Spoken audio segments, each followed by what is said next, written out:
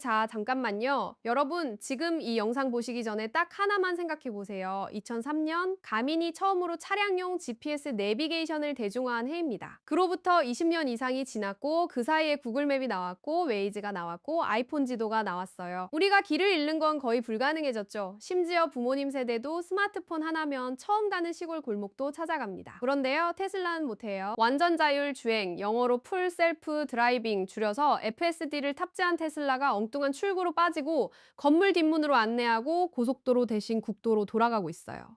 수백만 달러 규모의 AI 시스템이 가민이 2000년대 초에 해결한 문제를 아직도 못 풀고 있는 겁니다. 오늘 TC에서 이걸 제대로 파헤쳐 볼게요. 구독 아직 안 하신 분들 지금 꾹 눌러주시면 이런 영상 계속 받아보실 수 있어요. 일단 FSD가 뭔지 모르시는 분들을 위해 아주 빠르게 배경 설명부터 할게요. 테슬라는 2016년부터 우리 차에 완전 자율주행 기능을 넣겠다고 선언했어요. 운전자가 아무것도 안 해도 차가 알아서 출발지에서 목적지까지 데려다주는 그야말로 SF 영화에나 나올 법한 기능이죠. 그리고 실제로 지금까지 FSD는 엄청난 발전을 이뤄냈어요. 부드러운 가속, 차선 변경, 앞에 장애물이 나타나면 알아서 피하는 것. 심지어 FSD V14.3.2 버전에서는 서몬 기능, 즉 차가 혼자 주차장에서 나를 찾아오는 기능이 엄청 좋아졌다는 평가를 받기도 했어요. 근데 바로 그 V14.3.2 버전에서도, 그리고 이번 주 롤아웃이 시작된 V14.3.4 버전에서도 내비게이션은 여전히 망가져 있다는 거예요. 테슬라 오너들이 실제로 겪는 문제를 나열해보면 이렇습니다. 잘못된 방향 전환, 고속도로, 출구 놓침, 고속도로 대신 국도로 우회, 속도 제한 표지판을 엉뚱하게 읽는 오류, 그리고 목적지 건물 정문 대신 뒷문으로 안내. 이게 어쩌다 한번 벌어지는 해프닝이 아니에요. 실제 FSGD를 쓰는 오너들 사이에서 핵심 주행 조작보다 내비게이션 오류로 개입하는 횟수가 더 많다는 말이 나올 정도입니다. 테슬라도 이걸 인지하고 있어요. 이미 오너들을 대상으로 내비게이션 오류에 관한 설문조사를 시작했거든요. 몇 년간 쌓여온 불만에 드디어 공식적으로 반응한 거죠.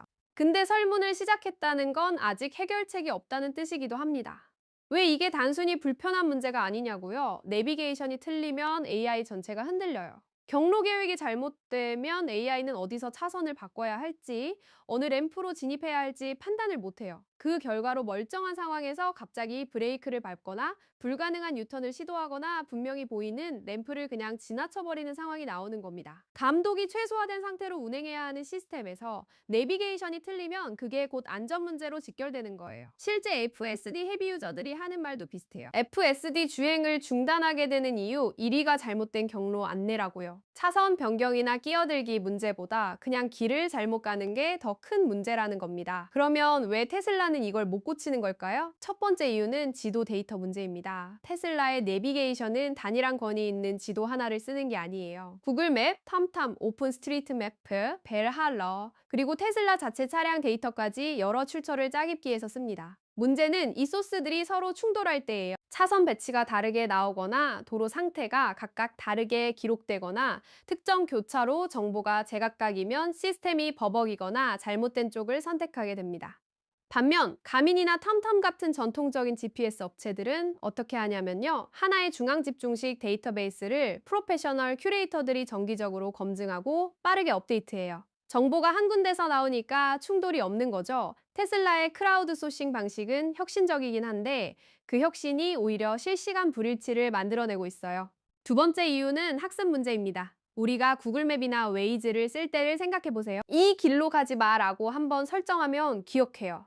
자주 가는 경로, 선호하는 우회로 이런 걸 앱이 점점 알아가잖아요. 테슬라 FSD는 이게 안 돼요. 운전자가 수동으로 수정해줘도 같은 여정 안에서 또 같은 실수를 반복합니다. 오너들이 같은 수동 개입을 여러 번 해도 경로 엔진이 의미 있게 바뀌지 않는다고 하는 이유가 여기 있어요. 이건 테슬라 AI의 신경망 구조 자체에서 오는 문제예요. 실시간 인식과 주행 제어에는 최적화되어 있는 반면 장기적인 경로 기억과 개인화에는 약합니다.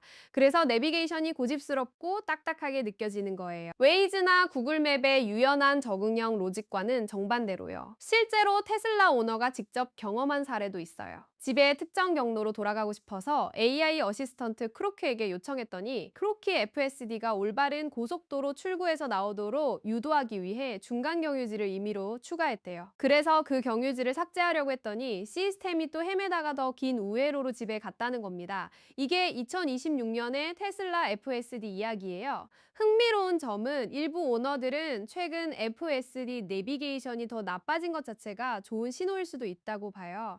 테슬라가 내비게이션 시스템을 대대적으로 손보고 있다는 증거일 수 있다는 거죠. 그냥 방향을 반대로 조정하면 된다고요? 실제로 테슬라 커뮤니티에서는 차가 지금 극단적으로 이상한 경로를 잡고 있다는 목격담이 계속 올라오고 있어요. 세 번째 이유는 스케일 문제입니다. 테슬라가 궁극적으로 가려는 곳은 로보택시예요. 운전자 없이 승객만 태우고 목적지까지 가는 거. 그 수준의 자율주행에서 내비게이션은 단순히 길 안내 수준이 아니에요. 시간대별 교통 패턴을 이해하고 운전자 선호를 반영하고 예상치 못한 상황에서도 직관적으로 대안 경로를 선택할 줄 알아야 합니다. 지금 FSD는 단일 경로를 고집하면서 운전자 선호나 실시간 맥락을 무시하는 경향이 있어요. 전통적인 내비게이션 시스템들이 수년간 다듬어온 직관적이고 맥락 인식형 경로 계획을 아직 따라가지 못하는 거죠. 이게 단순히 불편함 이상의 문제인 이유를 정리하자면 이렇습니다. 실용적으로는 목적지까지 신뢰할 수 있게 데려다 주지 못하면 로보택시도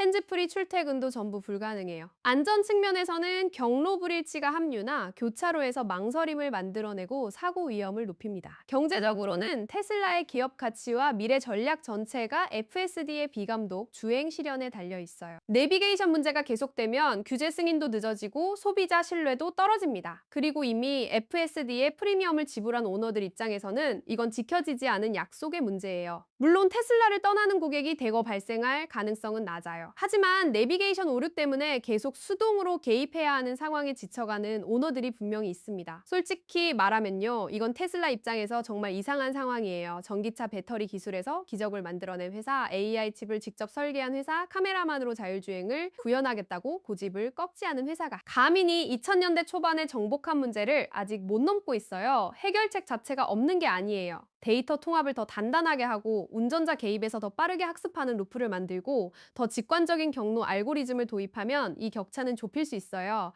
테슬라가 그걸 모를 리 없고요. 이미 오너 설문을 시작한 것 자체가 움직임의 시작이기도 하죠. 하지만 그 전까지는 FSD의 내비게이션 문제가 우리에게 던지는 메시지는 하나예요. 아무리 야심찬 혁신가도 미래를 정복하기 전에 기본을 먼저 잡아야 한다는 거 오늘 영상 어떠셨나요? 테슬라 FSD 실제로 써보신 분들 댓글에 경험 남겨주세요. 구독이랑 좋아요 눌러주시면 다음에도 이런 기술 이슈 빠르게 뜯어보는 영상으로 돌아올게요.